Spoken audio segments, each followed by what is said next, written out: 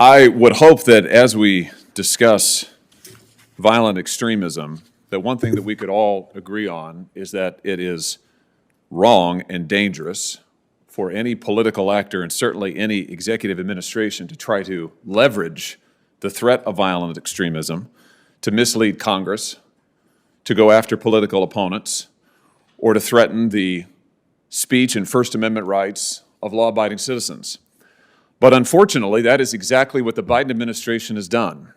And we have new insight into that today because of the actions of a patriotic whistleblower who contacted my office along with Senator Grassley a short time ago and provided to us documents from the Department of Homeland Security relating to that agency's Disinformation Board that Secretary Alejandro Mayorkas testified about sitting right there just a few weeks ago.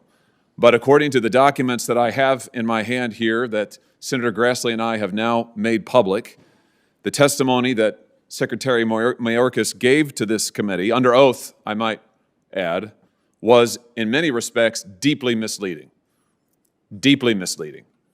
And the information we've now learned about the administration's efforts to track and censor American speech is deeply shocking. And I'd like to take a moment to go through with this whistleblower, who I thank for that person's patriotism, to go through what these documents disclose.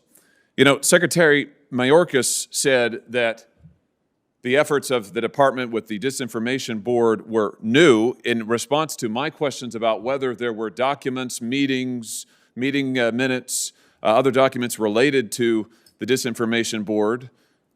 He suggested that there weren't any because the board hadn't met. Well, in fact, we now know that the Department of Homeland Security began working on standing up this board as early as last year. In a memorandum dated September 13th, 2021, the Undersecretary of DHS writes to the Secretary, to Mayorkas, about the need for the Disinformation Board. And here's the interesting thing.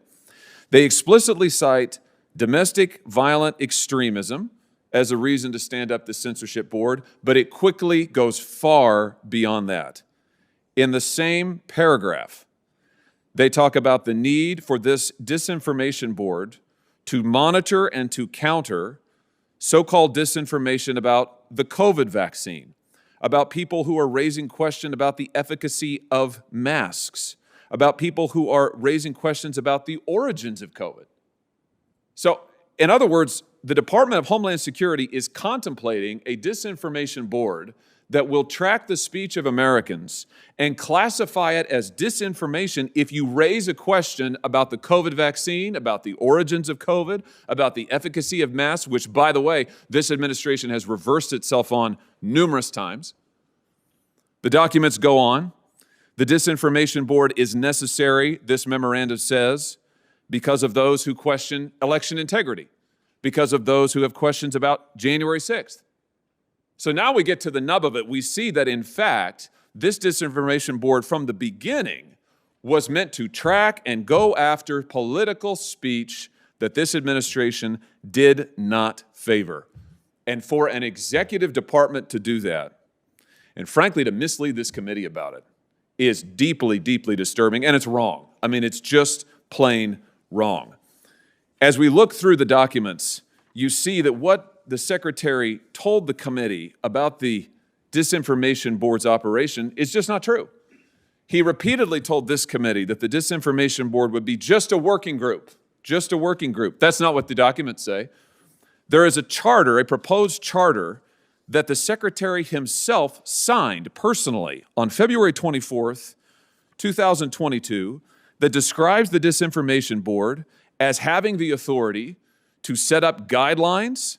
It has governance authority over how the department will classify what is disinformation, over what the response to disinformation should be, over who is doing what in terms of countering disinformation, which, remember, includes questions about COVID or questions about election integrity or questions about masks.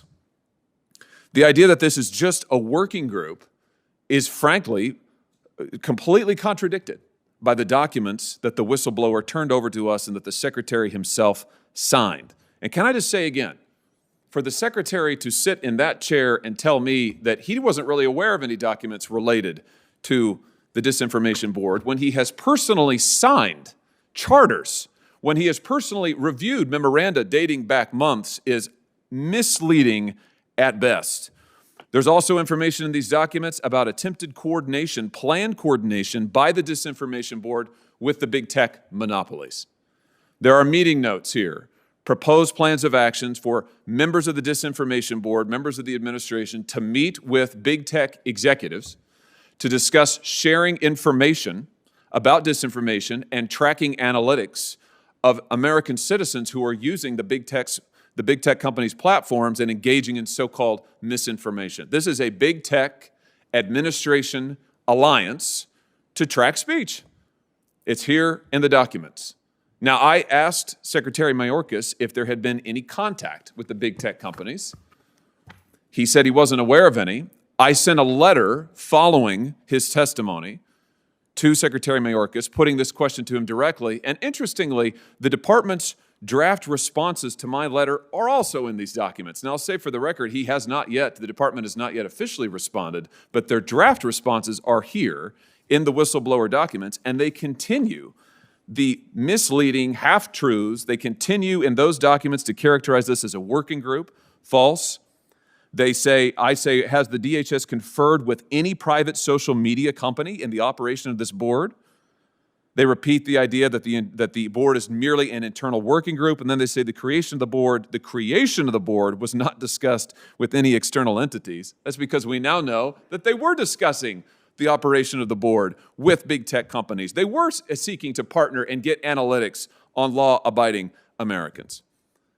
Mr. Chairman, my time is nearly expired. I would ask unanimous consent that my letter with Senator Grassley, along with the attachments, be entered into the record.